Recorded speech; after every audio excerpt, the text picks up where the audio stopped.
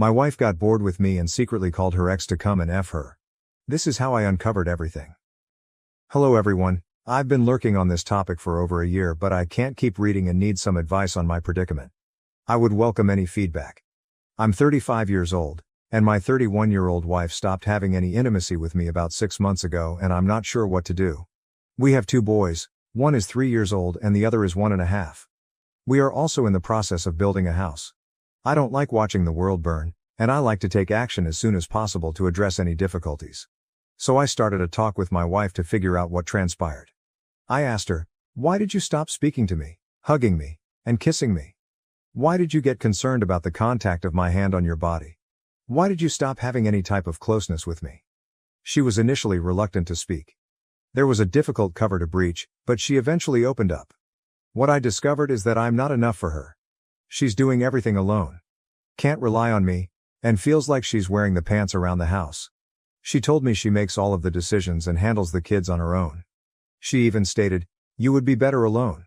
She mentioned that I'm an introvert, but not a diehard one, among other things.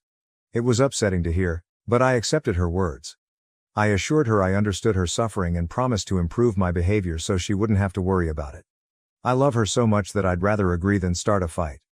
However, I have my own thoughts, which occasionally prevent me from sleeping. A major red flag led me to this group. Her accusations are false, in my opinion, yet I honestly believe I meet the standards of a good husband. I work from home for about 8 to 9 hours per day, but then I care for my boys. I play with them, feed them, take the older one swimming, put them to bed and so on. I can also get up in the middle of the night if necessary. Aside from caring for the children, I help with housework. I do the dishes, grocery shopping, and some cleaning, but she likes to clean because I am not as efficient. I handle the car and other aspects of our new home. I do a lot to make her life simpler, and I know it's difficult with 2 little sons. The truth is, I'm not someone who is constantly proactive. Some folks can't sit on the couch for more than 5 minutes without thinking about what to do next, what to mend, what business to start, or what duties to complete. Her father is like this, but I am not. Once the kids are asleep, the work is completed, and the house is cleaned, I prefer to relax by watching a movie or playing video games. I am also not the sort to start my own business. I am skilled in my profession and prefer to be instructed what to do in order to do my tasks successfully. There are plenty of people like that, and I'm not ashamed of it. I don't pursue a glamorous career. I don't imagine having millions in my bank account. I'm simply a regular guy, a good-looking one, who wants to have a healthy, happy family while earning a reasonable living. I knew she was having problems with that, despite having been happily married for 4 years and together for 5 years prior. The conversation happened in December. After that, I began to work against my personality, which resulted in some proactive effort, such as additional groceries and house repairs. Basically, not sitting on my butt in the evenings. There's no rest. She liked it, but it didn't improve her attitude toward me, so I had to initiate a second conversation. Given how she treated me, I questioned her from the outset. Do you want to save the marriage? She said, I don't know. It was difficult to swallow, but in order to proceed, I asked her, do you want to go to marriage counseling? She said, I don't know. I continued. It's not a moment to not know if our kids may have parents living separately soon. After hearing that, she agreed, and I needed to get a therapist. She showed no interest in that. During our conversation, she revealed to me several sad truths such as, I married you simply to impress my parents and married sisters so that we might have a large happy family with beautiful children. I married you because I was fascinated rather than in love. I also learnt that she had a meeting with her colleague clergyman to discuss our marriage. Anyway, I found a fantastic therapist, and we're approaching our 3rd session. We discovered that we have distinct love languages. I require touch, she needs work done. However, she hasn't touched me since we started counseling. No hugging. After the 2 sessions, I asked her whether she liked it and how she felt, and all she said was that she's uncomfortable sharing our personal information with an unknown stranger. When the therapist discovered we hadn't slept in the same room in 6 months, she was taken aback. My wife said that it is because she is sleeping with the children in the bed, and there is no room for me. The therapist responded that not allowing a husband in the bedroom sets a negative example for the children, and that if there isn't enough room on the bed, go to AITA and buy a single bed and install it next to the larger one. I did exactly that. I bought it, put it together, and am currently sleeping there. Funny thing is, I still feel like I'm sleeping alone. She's far to the left, The boys are in the center, and I'm far to the right. My wife's testimony has altered slightly since the beginning of the issue. She began to express her depression as a result of spending so much time at home with her children. She informed me she said all of those things because she was overly emotional, etc. I would never say anything like that to her under any circumstances, but I guess I had to trust her. She recently returned to work, and we hired a nanny. The only change in her conduct is that we began to communicate, but I am more than just her friend. I am also her spouse, and there is no intimacy. There are no signs that things will improve. She doesn't care about the next marriage counseling appointments, so I have to keep arranging them. She informed me she doesn't need sex and had only done it when I wanted it. I felt like an abuser. She was never into lovemaking. We had it once a week, which was okay with me. It could have happened more frequently, but it was fine. We've had sex twice this year, both out of pity. One was in early January to celebrate my birthday. Now it appears that I need to have a birthday to be laid. The other time was following a counseling session. She just lay there, covering her chest and waiting for me to finish, which made me want it less. That is not what this is meant to be about. When I bring it up, she simply replies, "That's who I am. If you don't like it, simply leave me." I do not know what to do. Please advise. Update 1. There was one instance where my wife attempted to phone her ex-boyfriend 4 times in a row at 10 p.m. She didn't talk to him, but she attempted to contact him.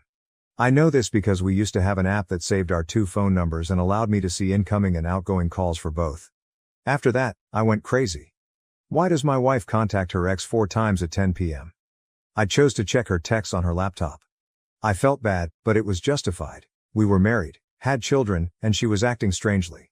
After phoning him 4 times, she texted him, "I'm going to keep calling until you pick up and talk to me like a normal human being." When I asked her about it, she lied and said she wouldn't call him. So I showed her the app and her outgoing calls. She had nothing else to do except admit that she attempted to contact him. I inquired why, and she said that she was phoning back, knowing that she had also written to him after the call. I asked if she wrote to him after the call, and she responded no. Then I showed her the message she sent to him. She said that he had gotten drunk and called her, saying some nonsense. When she heard it, she ordered him to fuck off and hung up. Then she felt bad about it and tried calling him 4 times because he didn't answer. Finally, she wrote what she did and he did not respond. I'm not sure what to think about it. It happened about the time she stopped being intimate with me. Her perspective on the scenario is that it is neither strange nor awful, and that hiding it from me was not crucial to her. The point is, any communication with an ex is a terrible sign, and it is unacceptable to me. Is she cheating? We hadn't had any intimacy in 6 months and then the calls came. Update 2. Thanks to everybody for your insights. At first, I couldn't believe how many of you said she was cheating on me.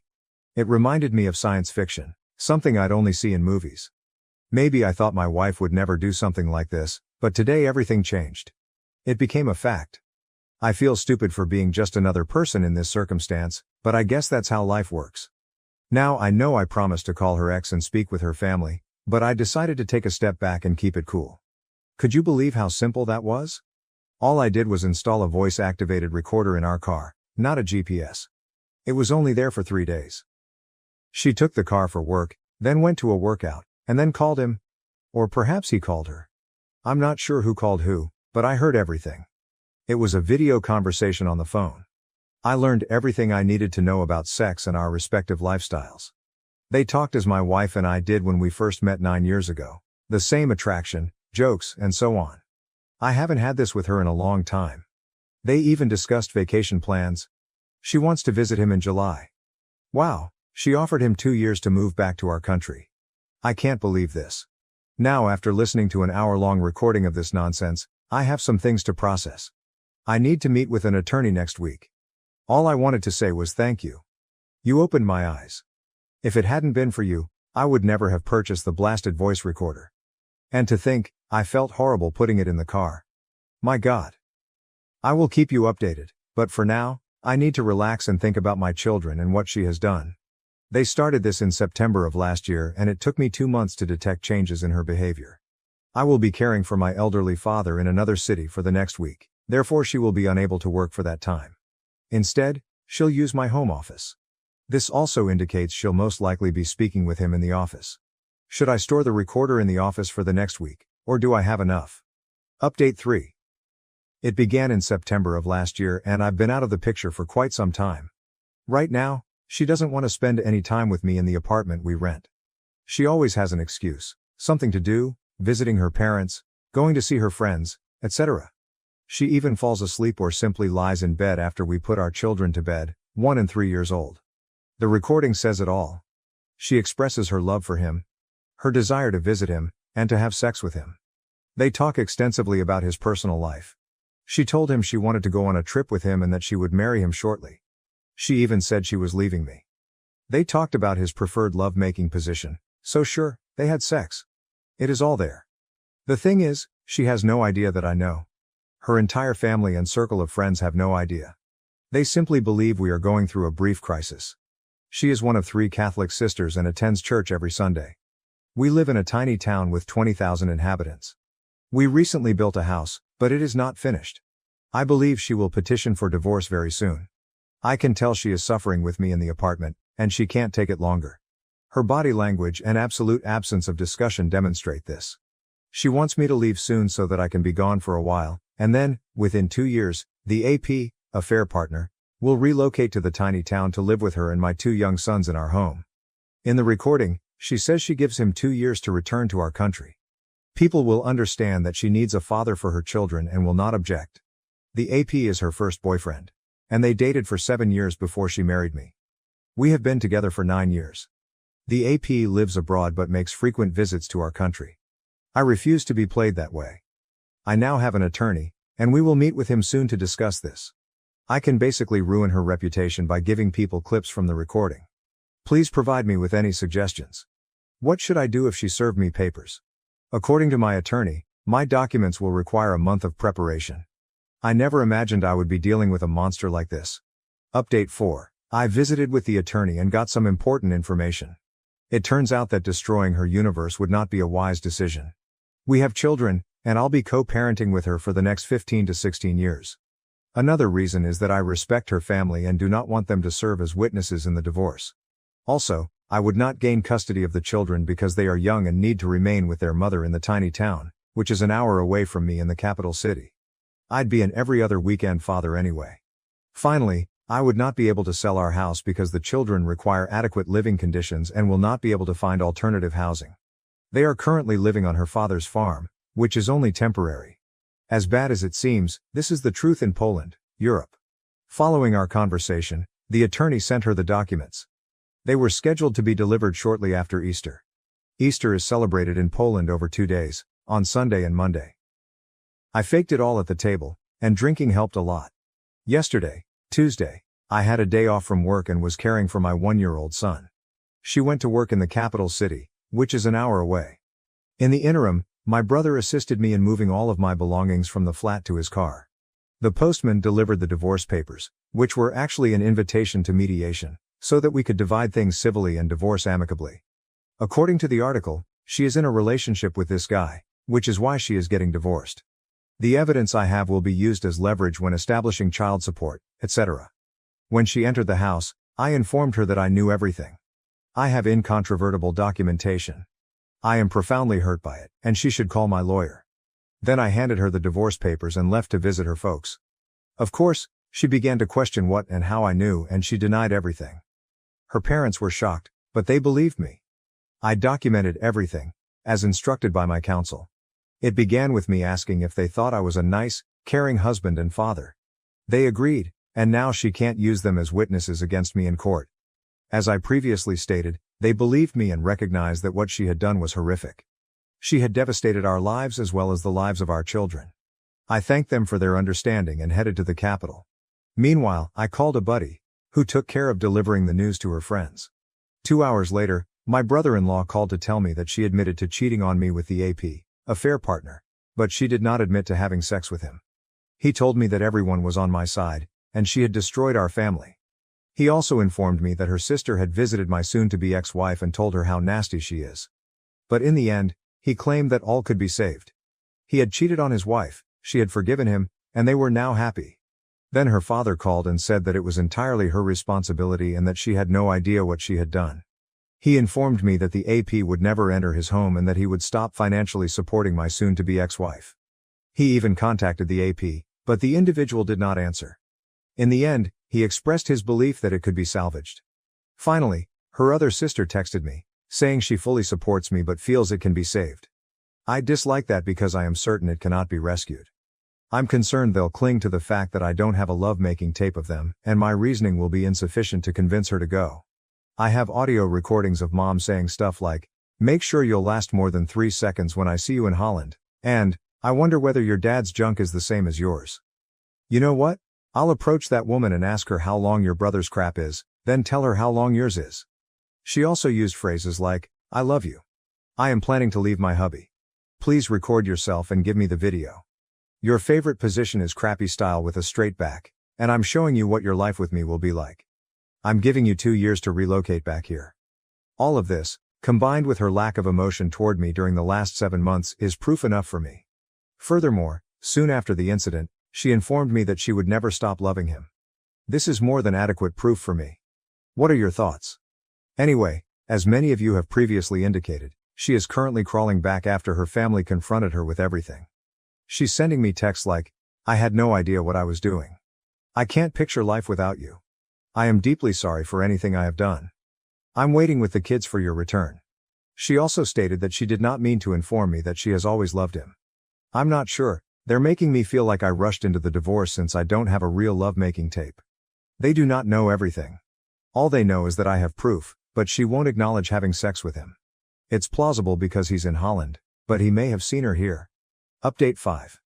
Many of you informed me that now that the papers had been served, she would begin crawling back to save her face in front of the family and to get me back because she requires a lot of assistance with our 2 young boys.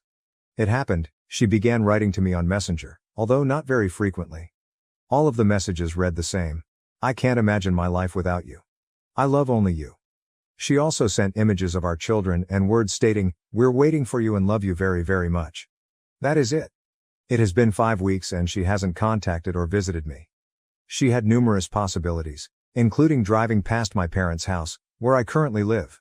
Only messenger texts appear infrequently. We also saw each other a few times while switching children, and she never tried to apologize or say anything, just a brief hi and bye. Her family began communicating with me much more regularly. Her father contacted me twice, her mother emailed me a dozen links to Christian pages about forgiveness, and one of her sisters texted me, apologizing and believing my wife has been possessed by an evil spirit. Her other sister explained how my wife had damaged our family and that she did not expect me to return to her. My brother-in-law even stopped over and took me out for a beer.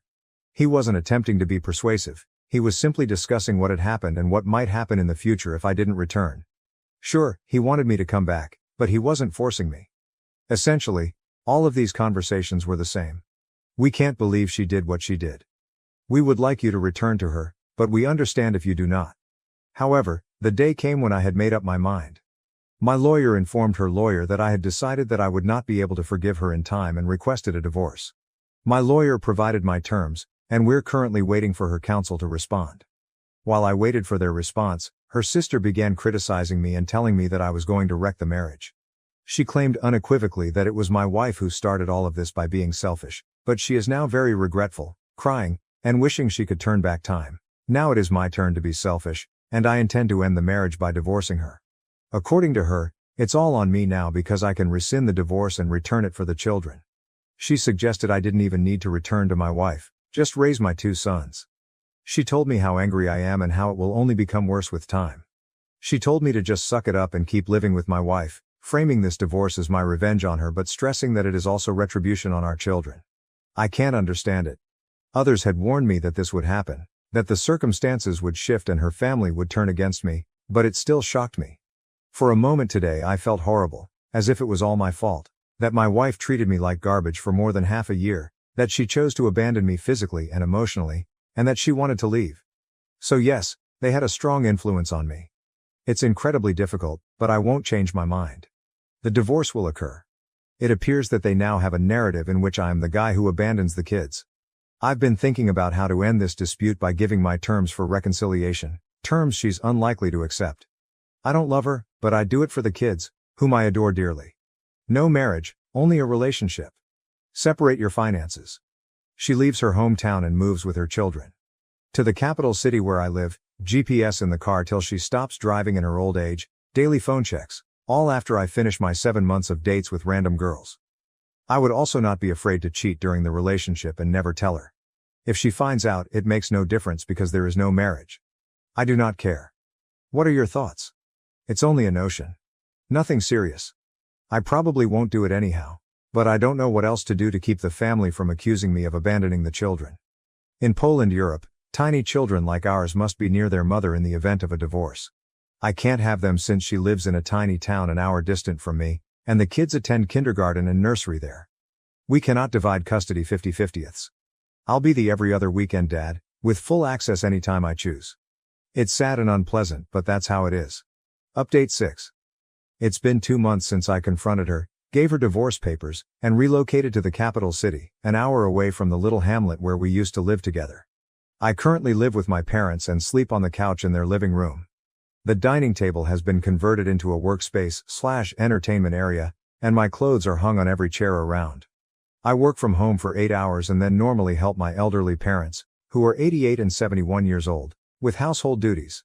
I do their grocery and drive them to doctor's appointments. Apart from that, I go to the gym or the movies to get away from bad thoughts about what happened. I visit my children every weekend. She drops them off, and I take them back. The weekends are fantastic, and I find myself actually happy when I'm with them. I took a paternity test, and the boys are mine, so there is no confusion there. The situation with the divorce terms is currently unknown. It's difficult to predict what will happen because I live with my parents, and as a father of 2 and a mature man, I don't have anywhere else to live. I want a large sum of money from my wife and she is taking over the mortgage for the house. She consented to the mortgage takeover but only offered 1/3 of the amount I requested, citing her contribution to the house's construction. The thing is, I did not cause this circumstance. I'm not guilty, and I need a place to live. 1/3 of the sum I want will not help me buy a flat, so the discussion between our attorneys continues. She's offering me such a low price because she wants to keep the house. However, the last time we spoke, I learnt that she may be forced to sell it. This is what she should have done since the beginning. She'll be unable to pay both the mortgage and me. We'll see how it goes. Other financial issues, such as child support, are also up for debate. She wants too much, and it must be agreed upon. She also argues that I should be the one to pick up the children from the little town and drive them home. By the end of the weekend, there will have been a lot of fuel and time spent. It should be her dropping them off and me driving them home. As you can see, she is responsible for everything, but she is also willing to argue about the conditions of the divorce. Her sister invited me to attend her daughter's communion last Sunday. I went to spend more time with my boys. Every family member is aware that my decision is definite, therefore they did not even attempt to talk to me about it. I basically took care of my boys while everyone else drank and ate at the table following the ceremony. However, at one point my wife questioned whether my decision was completely final. I glanced at her and said as gently as I could, "Yes, it is final, and nothing will change it. I'm here now for my guys, to spend as much time with them as possible." However, she went on to express her genuine shame and regret for what she had done. She informed me she stopped her relationship with the AP by going to an exorcist, telling him everything about the affair, and then leaving it in God's hands. To that, I said that I don't care about her priest, and if there's anyone she should be telling everything to, it's me. At that point, it was just ludicrous, but I said, "Okay, if you're truly sorry, I'm here to give you one last chance to tell me the whole truth. Tell me how often you had sex with him." She said that she didn't. Then I asked her, "Do you remember that party you held with your work pals in November? Why did you rent a flat for the night, Airbnb, instead of staying at one of your friend's apartments?" After hearing it, she went paralyzed and couldn't say anything except, "Why do you need to keep torturing yourself with it?" I stated that if she was truly sorry, she would stop lying 2 months after I left her. This was just one example. I told her having sex over video chat is the same, and I knew she did it with him. She could not remember how many times she had done it with the AP. After that, I asked her, "How do you picture getting back together? You start a conversation with me, then lie the next second. Do you realize I'll be checking your phone every day? What are your thoughts about that?" She responded, "That would not be trust. It would simply be treating me as rubbish." Then our son intervened, and the conversation was nearing its end. I ended with, "Remember, you didn't just cheat on me. You also cheated on our 2 adorable, wonderful boys." It ruined her. She began shrieking that this was the last time I told her something like that in front of our children. It's interesting because her sister has told me that my wife is hurting and crying every day as a result of all of this. It's a true two-faced woman, sobbing in front of her family while lying to me. She even stated that if she wished, she would join the AP and her family. I couldn't do anything about it, as if I should be grateful that she broke up with him and is now in control of not being with him. So come on. I think I'm simply venting at this point and keeping you updated. Thank you all for your support. I'll be strong and end this mess one day. I believe my boys will want psychological assistance if things do not turn out nicely. The older one has been scared lately, but I will always be there for them. Update 7. Our attorneys finally reached a deal, and the divorce will take place shortly. She has taken over the unfinished house and is now solely responsible for the mortgage. The house is for the kids, and I don't want anyone to tell me later that I sold it as part of my revenge on her. Furthermore, I don't want to live in her small hamlet, which is an hour away from the capital city where I am currently. However, I am receiving what I put into it, and that amount is not awful at all. The child support amount is reasonable, and we agreed that she will drop the kids off to my residence in the capital city every other weekend. I'll just need to drive them back. Now, I see my children virtually every weekend, but it's not enough for me. It causes me so much anguish that I can't take it sometimes. I simply cannot allow 1- and 3-year-old boys to grow up without a father because of an unruly mother. I only wish I could have them, but it's not feasible due to Polish laws. I'll have to start driving there in the middle of the week or something to get by. As for her, she keeps texting me that she loves me, wishes she could go back in time, and is suffering as a result of her actions each day. She softened to the point that she told me that she no longer considers checking her phone to be treating her as garbage. She agreed and said I could do it all the time. She also said we may transfer from the tiny village to the main metropolis. She pledged to tell me everything about the affair, every detail, if I would accept her back. She came to see my parents and apologized. Something must have changed, or someone must have informed her of something. She's now eager to do anything and even displaying some guilt.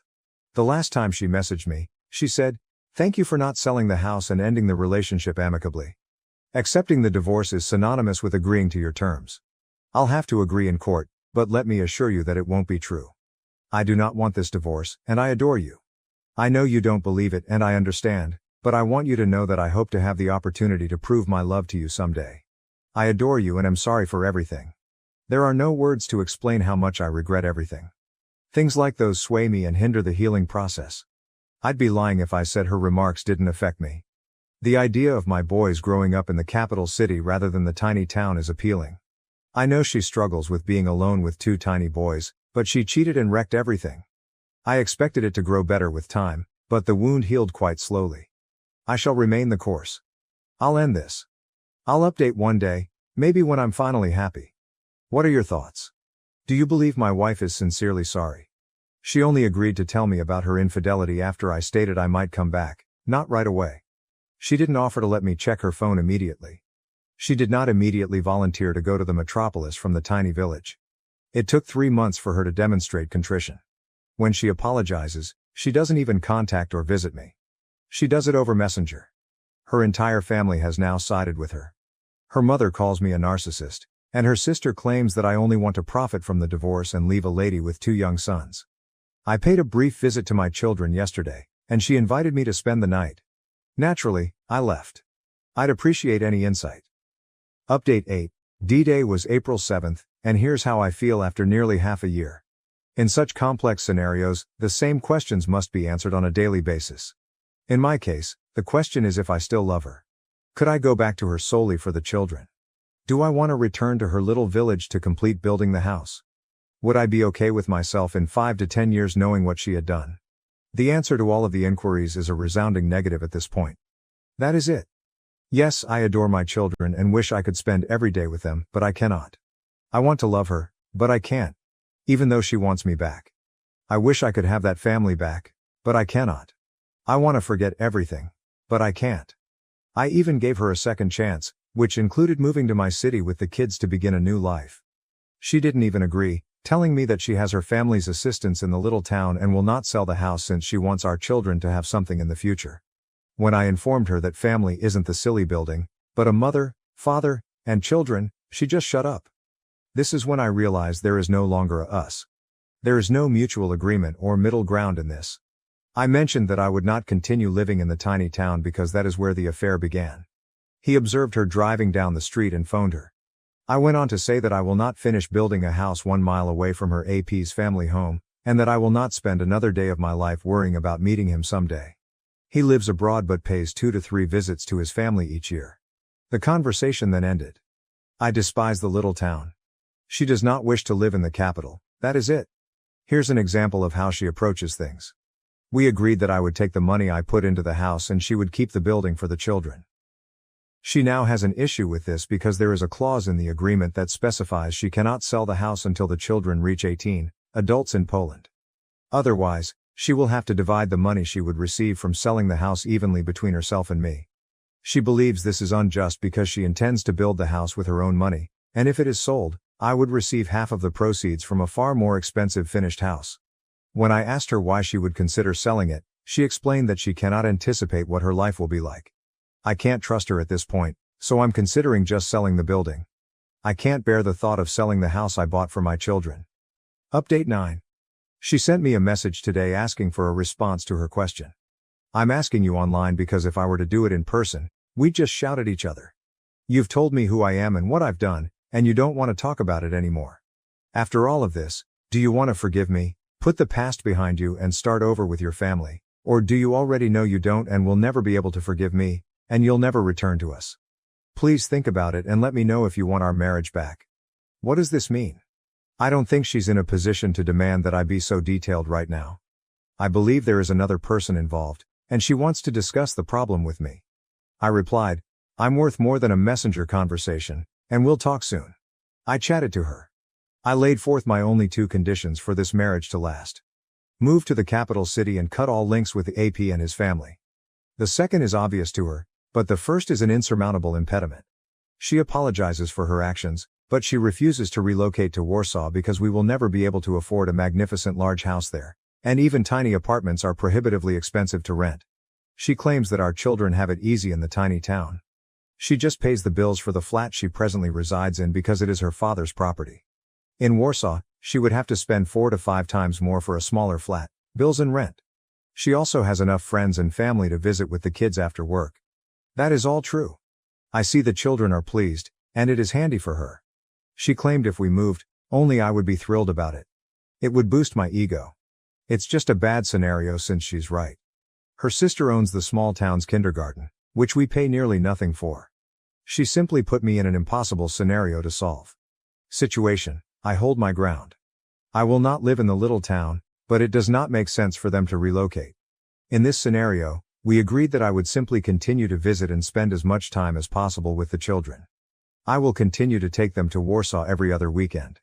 She informed me she will not date anyone else and will only wait for me, and that I will see for myself in the future, that she will remain single. I find it difficult to believe, but I don't really care. Maybe it's good since the kids will just have me as a father figure, rather than some random guy. During our chat, she said several things that demonstrated that she is not a remorseful person. When I asked why she hadn't phoned me once during our separation and had just texted me, she stated she didn't have time with 2 kids running around the house. She stated that she will never discuss the affair again and will not provide me with any other information if I inquire. She is done with it and will not discuss anything else with me because I informed her family some information she did not want me to share with them. She informed me that the AP had been writing to her for many years and that she had always rejected him, but when he wrote last year, she chose to start an affair with him due to my passive approach. I immediately told her what she said was very horrible, and she rolled her eyes and said, "You're only thinking about yourself.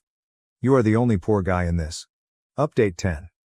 I've learnt to live alone with little time with my children, and now I want to date again. Actually, I began using dating apps some time ago. I get a good number of matches, and arranging up a date with a nice woman is no problem. In general, I had 2 to 3 short-term relationships that had to terminate since I was always busy with the kids when they wanted to meet. Every other weekend is completely off, although I wish they were longer. I always lied about having a meeting or whatever, and they saw it as a lack of interest on my part. The trouble is, how can I navigate this? For the time being, I don't tell new girls that I'm almost divorced with 2 children. I discovered that the only way for the second or third date to occur is to avoid exposing this too soon. Is there a solution to this? Is there any chance a girl would stick with me if I gave her the truth from the start? Has anyone experienced a similar situation? I don't necessarily want to be in a serious relationship right now, but I hope to be in one in the future.